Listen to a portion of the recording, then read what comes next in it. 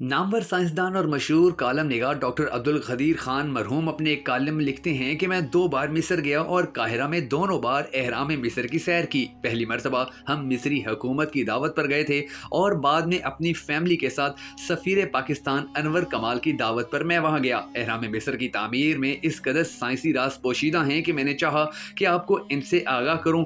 आपको सुनकर यकीनन बहुत ज़्यादा हैरत होगी, मगर ये सब हकाइक हकीकत पर मबनी हैं। मसलन जो पत्थर एहराम की तामीर में लगाए गए हैं, इनका वजन 2 से 15 टन तक है। एहराम में तकरीबन 30 लाख पत्थर लगाए गए हैं। फिरौन के कमरे की छत पर जो पत्थर लगा है, इसका वजन तकरीबन 70 टन है, यानी 70,000 किलोग्राम। और आज तक कोई ये हल पेश नहीं कर सका कि किस तरह बनाने वालों ने इतना बड़ा और वजनी पत्थर छत पर लगाया। एहराम की बुलंदी 149.4 मीटर है और आपको ताज्जुब होगा कि जमीन और सूरज के दरमियान 149.4 मिलियन किलोमीटर का फासला है। एहराम के अंदर जाने का रास्ता एक सितारा यानी शुमाली पोल की सिमत बतलाता है और अंदरूनी रास्ता सग सितारा की जानिब इशारा करता है, जिसका जिक्र सूरह नजम आयत 49 में आया है। अगर आप गोश्त का ताज़ा टुकड़ा एहराम के कमरे में रखेंगे तो वो सड़ेगा नहीं बल्कि खुश्क हो जाएगा। ये राज भी आज तक नहीं खुल सका है कि आखिर ऐसा क्यों होता है। एहराम के सरकमफ्रेंस को अगर इसकी ऊंचाई से तकसीम किया जाए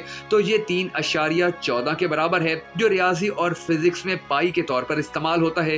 यानी अगर किसी दायरे के मुहीत को उसके कतर से तकसीम करें तो ये अदद मिलता है। ये यकीनन एक नाकाबिल यकीन करिश्मा है।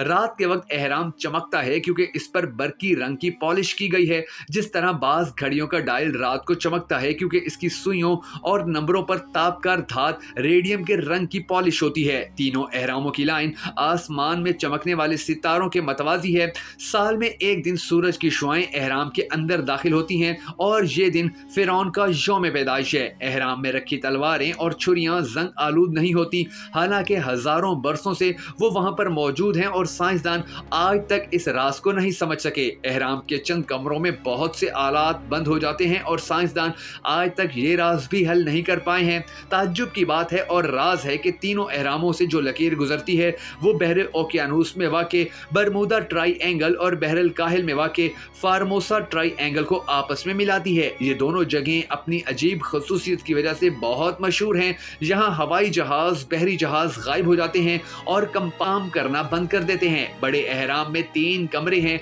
2 जमीन से ऊपर हैं और 1 जमीन के अंदर। और कहा जाता है मिराबो नामी शख्स माहिर इंजीनियर ने ये एहराम तकरीबन 20 सालों में बनाया था और 1 लाख मजदूरों ने इसकी तामीर में जान खोई थी। एहराम की बुनियाद के चारों रुख निहायत ताज्जुब के साथ जमीन की चारों सिमतों की जानिब इशारा करते हैं और इस हैरत अंगेज दरियाफ्त की मदद से 20वीं सदी ईस्वी में अपने नताइज को दुरुस्त किया जाता था। जो दायरा एहराम को 2 हिस्सों में तकसीम करता है वो तमाम बर्रे-आज़मों और समंदरों को बिल्कुल बराबर 2 हिस्सों में भी तकसीम करता है। इनका रकबा एक दूसरे से बराबर है। अगर ब्लेड वहां रख दिए जाएं तो वो निहायत तेज हो जाते हैं और साइंसदान आज तक ये राज भी नहीं खोल पाए। साइंसदान कहते हैं कि जो बातें आज तक पुरानी चीजों और राजों से मिली हैं वो समंदर में कतरे के बराबर हैं। एक अमरीकी प्रोफेसर ने ये तमाम राज बताते हुए कहा कि ये राज इस बात के शाहिद हैं कि ये किसी बैरूनी आसमानी मखलूक की कारकर्दगी है। जमीनी मखलूक इतनी अकल और फहम नहीं रखती थी और ना ही आज तक रख सकी है कि इस तरह के एहराम मिस्र को बना सके।